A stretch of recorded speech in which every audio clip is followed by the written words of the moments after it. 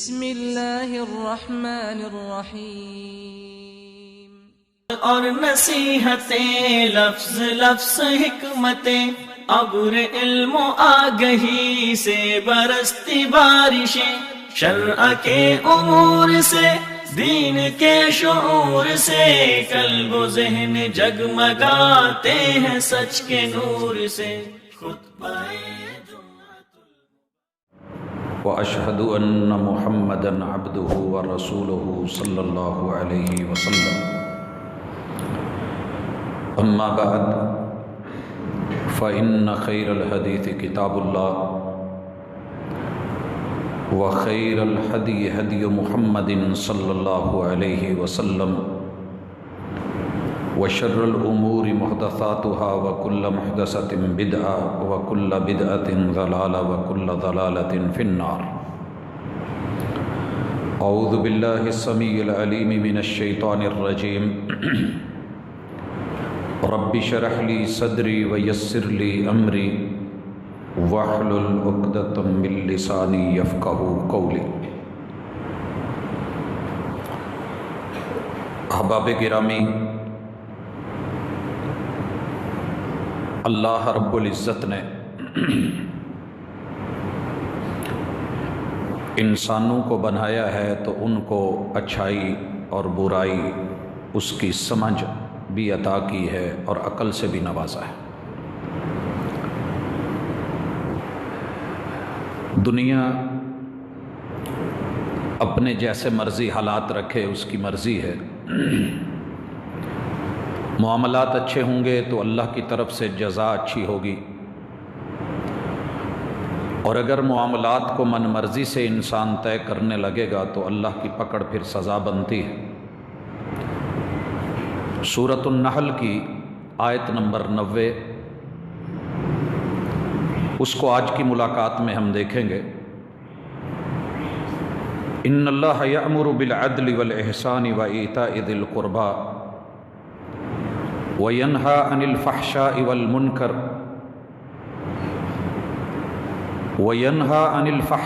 وَالْمُنْكَرِ وَالْبَغْيِ يَعِظُكُمْ لَعَلَّكُمْ تَذَكَّرُونَ۔ اللہ تعالیٰ قرآن مجید میں سورۃ النحل کے اندر 3 چیزوں کا یہاں حکم دے رہے ہیں اس آیت میں، اور 3 چیزوں سے روک رہے ہیں۔ ان اللہ یأمر بالعدل، اللہ تعالیٰ عدل کا حکم دے رہے ہیں۔ حضرات، دنیا میں ہر انسان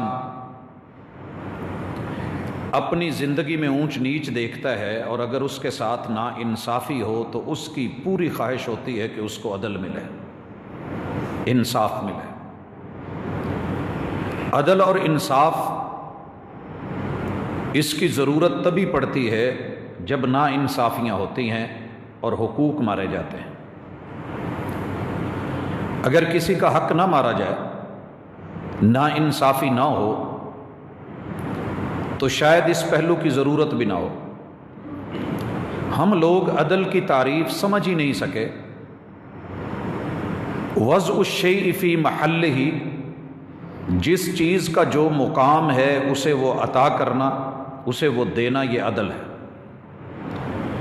اور کسی چیز کو ایسی جگہ پہ رکھ دینا جو اس کے لیے نہیں ہے، یہ ظلم ہوتا ہے۔ دنیا کی کسی بھی فیلڈ میں، کسی میدان میں چلے جائیں، جو جس مقام کے لائق ہے اسے اس مقام پہ رکھنا ہی عدل ہے۔ ہم سے اس وقت جو بہت بڑا ظلم ہوا ہے،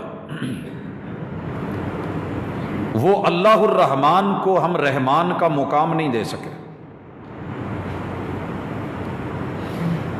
اللہ کو اس کی ذات میں، صفات میں، ربوبیت میں، تصرفات میں، اللہ کی وحدانیت اور کبریائی میں اللہ اکیلے ہیں، اور اس سے بڑھ کے کوئی طاقتور ذات ہے ہی نہیں۔ جب ہم رب سے امید توڑ کے ان لوگوں پر یقین کر کے بیٹھ جاتے ہیں کہ جو اس دنیا سے فوت ہو گئے ہیں اور اللہ کے حکم کے تابع ہو کے چلے گئے، ان سے امیدیں وابستہ کرتے ہیں، تو رب کا حق مرتا ہے، مقام اور مرتبے میں فرق آتا ہے۔ توحید کا قتل ہوتا ہے، نتیجہ یہ نکلتا ہے کہ شرک یہ دنیا میں کسی انسان کو گوارا نہیں ہے کہ اس کی سیٹ کے اوپر کوئی دوسرا بیٹھے، اس کے عہدے کو چیلنج کرے۔ ملک کے کسی بھی وزیر کو اس کے عہدے میں اچھا لگتا ہے کہ وہ اکیلا ہی ہو اور اسی کی کرسی ہو۔ بھائیو، ان اللہ یأمر بالعدل، اللہ کو اس کا مقام دیجئے، پھر جا کر کے ہمیں ہمارا مقام ملنا ہے۔ والجزاء من جنس العمل، جیسا تم کر رہے ہو بدلہ ویسا ہی ہے۔ اور دوسرے نمبر پہ مخلوق میں سے جس کا حق مرا ہے سب سے زیادہ وہ محمد الرسول اللہ صلی اللہ علیہ وسلم ہے۔ اللہ نے آپ کو نبوت دی ہے، رسالت دی ہے، اور رسالت کا تقاضا اور نبوت کا لازمی اور وجوبی پہلو یہ ہے کہ آپ جو فرمائیں، جو کریں، آپ کی سنت کو اور آپ کی طریقت کو اور آپ کی سیرت کو لے کے اس کے مطابق چلا جائے۔ ہم نے محمد الرسول اللہ صلی اللہ علیہ وسلم کو ان کا مقام نہیں دیا، ان کی جگہ پر ان کا نام استعمال کر کے ہم نے ایسے احباب اور افراد کو اتھارٹی دے دی ہے کہ جو اتھارٹی نہیں ہے، وہ خود تابع ہیں محمد الرسول اللہ صلی اللہ علیہ وسلم کے۔ اور جب سنت کو سنت کا مقام نہیں ملتا تو اس کی جگہ بدعت آتی ہے، اور یہ نا انصافی اور ظلم رب کو گوارا نہیں ہے۔ جتنی بھی پہلی قومیں ہلاک ہوئی ہیں، اگر آپ اسباب دیکھیں تو یا شرک کی وجہ سے ہوئی ہیں یا اپنے وقت کے پیغمبر کے طریقے اور سنت کو چیلنج کرنے کی وجہ سے ہوئی۔ حقوق اللہ میں یا حقوق العباد میں؟ ابھی جو رات گزری، شب رات، جسے لوگوں نے نام دیا شب برات، یہ نہیں کہ دنیا کو علم نہیں ہے، پتہ ہے، جان چکے ہیں کہ پورے قرآن مجید میں کسی بھی جگہ رمضان سے پہلا مہینہ شعبان کی 15ویں رات کی کوئی فضیلت واقع نہیں ہوئی ہے، مگر زبردستی اس کے اوپر آیات کو توڑ مروڑ کے پیش کر کے لوگ یہ سمجھتے ہیں کہ ہم کامیاب ہو گئے ہیں۔ بھائیو، نہیں۔ رسول اللہ صلی اللہ علیہ وسلم کی جتنی بھی صحیح احادیث ہیں، آپ کی پوری سیرت طیبہ ہے، اس میں ایسا کوئی تذکرہ نہیں ہے جو لوگ کر رہے ہیں، اور جو فضیلت میں بیان ہے جو صحیح احادیث میں، ان میں ایسا کچھ نہیں ہے جو ہم کرنے جا رہے ہیں یا کر لیتے ہیں یا کر بیٹھے ہیں۔ سب سمجھتے ہوئے کہ محمد رسول صلی اللہ علیہ وسلم کے دین میں آتش پرستی نہیں ہے، مگر ہم نے اسے اس سے بھی جوڑا، جانتے ہوئے کہ روایات ضعیف ہیں، موضوع ہیں، من گھڑت ہیں اور رسول صلی اللہ علیہ وسلم پہ جھوٹ ہیں، پھر بھی بڑے دھڑلے سے بیان کرتے ہیں، تو یہ ظلم کا پہلو، اس کی سزا ہمیں بھگتنی پڑ رہی ہے۔ آپ علیہ الصلوۃ والسلام جیسی ہستی جو ان کاموں کے اوپر بڑی پابندی سے کاربند تھی، آپ نے لائف میں کبھی ایسے نہیں کیا۔ آپ کی روٹین تو ہر رات 365 راتوں میں آپ علیہ الصلوۃ والسلام نے ہر رات اس کے آخری حصے میں جاگ کے اپنے رب کو منایا ہے، اور لوگوں سے غلطیوں کی معافی کے لیے کوئی ایک رات خاص نہیں ہے۔ جرم جب یاد آ جائے، جب سمجھ آ جائے، اور زیادتی جب دماغ میں آ جائے، تو عدل کا تقاضا یہ ہے کہ بندہ معافی مانگ لے، اور رب تو ہر رات آسمان اول پہ جیسے رب کے شایان شان نزول فرما کے بندوں کو جگاتے ہیں، اٹھاتے ہیں کہ ہے کوئی سائل مانگے کہ میں دوں، ہے کوئی گناہ گار معافی مانگے کہ میں معافی عطا کر دوں۔ یہ سب کچھ ہم جانتے ہوئے بھی پھر بڑے دھڑلے کے ساتھ یہ ظلم کر رہے ہیں، پھر جب سزائیں ملتی ہیں تو تب گھبراتے ہیں۔ حضرات تیسرا ظلم ہم نے اللہ کی مخلوقات کے اوپر اوورآل، اگر ہم نے ایک دوسرے کو یوں ستایا نہ ہوتا تو آج حالات ایسے نہ ہوتے۔ اس کی ایک چھوٹی سی مثال، یہی حالات جب اہل کشمیر پہ گزر رہے تھے، ہم بڑے مطمئن تھے کہ ہم پاکستان میں ہیں، دنیا ساری مطمئن تھی۔ جب اپنے پہ بیتتی ہے تو پتہ چلتا ہے، لہذا اب بھی موقع ہے کہ ہم جس حیثیت سے جس سٹیج پہ ہیں، جو ہمارا مقام ہے، وہاں عدل سے کام لیں۔ ان اللہ یأمر بالعدل، اور دوسری چیز والاحسان، اللہ احسان کا حکم دیتے ہیں۔ احسان میں حسن ہے، احسان خالق کے ساتھ توحید کے ساتھ پیش آنا اور بندہ بن کے رہنا، یہ احسان ہے۔ محمد رسول صلی اللہ علیہ وسلم کا اچھا امتی بن کے انہیں مشورے نہیں دینے، ان سے پوچھ کے چلنا۔ لقد کان لکم فی رسول اللہ اسوۃ حسنہ، یہ احسان ہے۔ اور اللہ کی مخلوق میں سے اپنے بڑوں کا ادب و احترام، یہ احسان ہے۔ اور چھوٹوں کے ساتھ پیار کا معاملہ، یہ احسان ہے۔ جانور کو ذبح کرنا ہے تو سنت کے مطابق چھری تیز کی جائے اور تکبیر پڑھی جائے، یہ احسان ہے۔ تو یہ حسن ہم سے چھن گیا ہے۔ ہم نے قرآن مجید کی سورۃ النحل کی اس آیت کو سامنے رکھ کے، جسے ہر جمعے میں خطیب حضرات آخر میں تیزی سے پڑھ دیتے ہیں، اسے اپنانا ہے۔ وَإِيتَاءِ ذِي الْقُرْبَى، قریبیوں کو دینا۔ حضرات، کبھی بھی ہم کامیاب نہیں ہو سکتے جب تک ہم یہ دیکھتے ہیں کہ جو ہمارے ساتھ جیسے چلے گا ہم اس کے ساتھ ویسے چلیں گے۔ لوگوں کی اپنی نیچر، اپنی فطرت، اپنی عادات ہوتی ہیں، ان کی اپنی تربیت ہوتی ہے۔ تو لوگوں کی وجہ سے میں اپنی تربیت کیوں خراب کروں؟ جو تربیت میری کتاب اللہ نے کی ہے، جو سنت رسول اللہ نے کی ہے صلی اللہ علیہ وسلم، اور جو میرے آباء و اجداد نے، ماں باپ نے کی ہے، اور جو حق اور شریعت نے کی ہے، میں لوگوں کی بات دیکھ کے کیوں اس کے اوپر آؤں؟ لوگ جیسے کر رہے ہیں ان کی مرضی، وہ اس کا اپنا ذمہ دار ہیں، حساب و کتاب دیں گے۔ مجھے اپنے رشتوں کو ان کے نہ نبھانے کے باوجود بھی نبھانا ہے اور ان کو دینا ہے۔ اللہ کہہ رہے ہیں کہ دیجئے قریبیوں کو۔ اگر ہم اپنے اپنے قریبیوں کو، وہ حق ہماری نظر میں بنے یا نہ بنے، رب کی نظر میں ان کا حق ہے۔ ہمیں خبر ہونی چاہیے کون کہاں ہے، کس حال میں ہے، اور جتنی ہمت اور طاقت ہو اس کے مطابق اس ذمہ داری کو نبھانا۔ اور بالخصوص جس موجودہ حالت میں ہے، ان چیزوں کی خبر رکھنا، نظر رکھنا۔ رمضان کا انتظار مت کریں۔ اللہ تعالی نے ایک موقع دیا ہے، جس کے پاس ہے وہ سوچے کہ اگر میں وہاں ہوتا جن کے پاس نہیں ہے تو میری کیا حالت ہوتی۔ اور جن چیزوں سے اللہ نے روکا ہے، وَيَنْهَا عَنِ الْفَحْشَاءِ، اللہ نے فحاشی سے روکا ہے، وَالْمُنْكَرِ، اور ایسی برائیوں سے روکا ہے کہ جن کا رد کیا جائے گا، جن کو سلیم الفطرت انسان ایکسیپٹ نہیں کرتا، والبغی، اور ظلم اور زیادتی نہیں کی جائے گی، بغاوت نہیں۔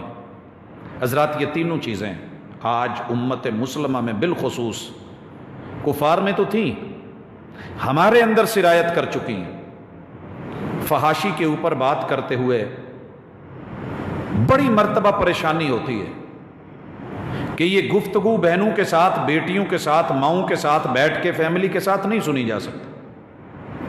لیکن فحاشی کو اس قدر فروغ مل گیا ہے کہ وہ سارے سین فلم میں، ڈرامے میں، مختلف سیریلز میں فیملی کے ساتھ بیٹھ کے دیکھے بھی جا سکتے ہیں، اور بیٹیوں کو، بہنوں کو سننے کے لیے اس کی آزادی مل سکتی ہے۔ لیکن اگر ہم بیان کریں گے تو تھوڑی سی پریشانی بھی ہوتی ہے، پرابلم بھی ہوتی ہے، اور کمنٹ سے پتہ بھی چلتا ہے کہ احباب کو یہ گوارا نہیں ہے کہ یہ بتایا جائے کہ فحاشی کیا ہے۔ ہم سب سمجھتے ہیں، سب جانتے ہیں۔ تو جرم اگر تنہائی میں ہو جائے تو شاید اللہ معاف کر دیتے ہیں، لیکن اگر من حیث القوم اس کو اپنا کے اور اس کا اظہار کیا جانے لگے تو یہ فحاشی کے زمرے میں آتا ہے۔ اس میں جتنی بھی برائیاں ہیں وہ، اور کتاب و سنت سے ہٹ کے اعمال میں جرم کی دنیا میں، منکرات میں، گناہوں میں، کبائر ہوں یا صغائر ہوں، ان سے بھی اللہ نے روکا ہے، والبغی، اور بغاوت سے روکا ہے۔ بغاوت صرف وقت کی حکومت کے خلاف نہیں ہوتی، ہر وہ چھوٹا جسے اللہ نے چھوٹا بنایا ہے اس کے اوپر کوئی نہ کوئی بڑا ہے۔ جب چھوٹا اپنے بڑے کے آرڈر کو ریجیکٹ کرتا ہے، رد کرتا ہے، اور اس کے خلاف کھڑا ہوتا ہے اور اس اتھارٹی کو چیلنج کرتا ہے جو اللہ نے عطا فرمائی ہے، تو یہ چیز بغاوت کے زمرے میں آتی ہے۔ اس وقت انسانیت رب کی باغی ہے۔ یا ایھا الانسان ما غرک بربک الکریم، اور امت محمد الرسول اللہ صلی اللہ علیہ وسلم کی باغی بنی ہوئی ہے۔ اور جب ان دو ہستیوں کو بغاوت کا سامنا ہے تو پھر آپ اور میں، ہر بڑا جو ہے وہ اپنے چھوٹے کے سامنے بے بس نظر آ رہا ہے، اور ہر چھوٹا، ہر ماتحت اپنے سے بڑے کے سامنے اس کے ظلم اور زیادتیوں کی وجہ سے، جسے وہ سمجھ رہا ہے، بغاوت پہ مجبور ہو جاتا ہے۔ تو بڑوں کو بھی سمجھایا گیا، چھوٹوں کو بھی سمجھایا گیا اپنی اوقات میں رہنا۔ یعظکم، اللہ تعالیٰ تمہیں اس کی واعظ کرتے ہیں۔ ہم یہ سمجھتے ہیں کہ واعظ کے لیے بڑی خوبصورت آواز ہونی ضروری ہے، ایسی بات نہیں ہے۔ واعظ ترغیب سے بھی ہوتا ہے، ترہیب سے بھی ہوتا ہے۔ کبھی اللہ تعالیٰ جنت کی خوشخبریاں اور انعامات کے تذکرے کر کے واعظ فرماتے ہیں، اور کبھی اللہ تعالیٰ جہنم سے، برے انجام سے ڈرا کے واعظ کرتے ہیں۔ لعلکم تذکرون، اللہ تعالیٰ یہاں تذکرون، تذکیر، ماضی کو یاد دلاتی ہے کہ رب تمہیں یہ بات یاد کروا رہا ہے کہ ذرا یاد کرو کہ تم سے پہلوں کے ساتھ کیا بنا ہے۔ وہ سبق جو تم نے پڑھا تھا، جس کا تم نے وعدہ کیا ہے، الستو بربکم، بھول تو نہیں گئے، یاد کیجئے۔ تو حضرات ہمیں آج کا یہ سبق پڑھنا ہے، اور اسی کے ساتھ آیت نمبر 97 کو بھی دیکھنا ہے۔ اللہ فرماتے ہیں من عمل صالحا من ذکر او انثی، لوگوں جس بھی مرد نے یا عورت نے اچھے عمل کر لیے، اعمال صالحہ، وہو مومن، اور اس کے سینے میں ایمان ہے، فلنحیینہ حیاتا طیبہ، ہم اس کی زندگی پاکیزہ کر دیں گے، زندہ رکھیں گے تو پاکیزہ، صاف ستھرا، اچھا، عمدگی کے ساتھ اس کو زندہ رکھیں گے۔ حضرات حالات جیسے بھی ہیں، اللہ تعالیٰ ہمیں معاف فرمائے، ہم اکڑتے نہیں ہیں، ہماری عاجزی ہے، انکساری ہے، یہ انسان کے ہاتھوں سے ہے یا رحمان کی طرف سے، جہاں سے بھی ہے، دونوں پہلوؤں سے۔ ہم مقابلے کے لیے نہیں ہیں، ہم عاجزی سے مٹ کے، ہمارے ہاتھ اٹھے ہوئے ہیں اور جڑے ہوئے ہیں کہ اللہ ہماری غلطیوں کی وجہ سے ہمیں سزا نہ دے۔ اللہ یہ ہمارے جرم ہیں، یہ ہمارے گناہ ہیں، یہ ہماری بغاوتیں ہیں، یہ ہماری عداوتیں ہیں، یہ اللہ اور اس کے رسول کے حق پہ جب ڈاکہ ڈلا ہے اور ہم نے ایک دوسرے کے حق مارے ہیں تو نتیجہ آئی سامنے۔ اور کتاب اللہ سے اعراض کی اس سے بہترین مثال نہیں ہو سکتی۔ وَمَنْ أَعْرَضَ عَنْ ذِكْرِي فَإِنَّ لَهُ مَعِيشَةً ضَنْكًا، سب کچھ ہوتے ہوئے بھی معیشت کیسے ٹھپ کر دی جاتی ہے، ہم سوچنا بھی چاہتے تو سوچ نہیں سکتے تھے جتنی یہ مثال ہمارے سامنے۔ سب کچھ ہوتے ہوئے بھی کچھ نہیں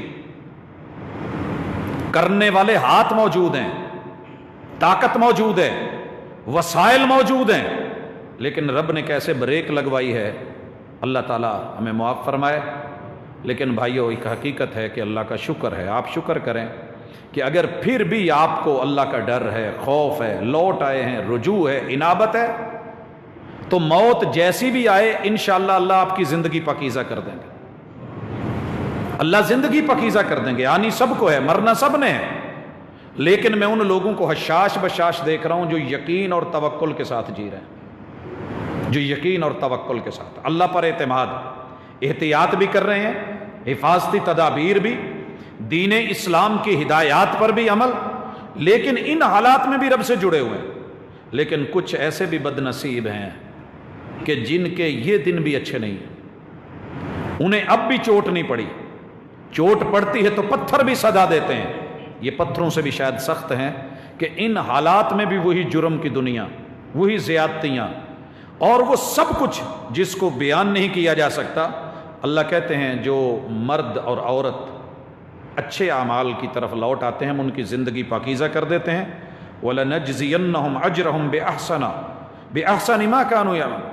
اور لوگوں یاد رکھو، جو انہوں نے کیا ہوتا ہے ہم بدلے میں ان کو اس کی اچھی جزا دیتے ہیں۔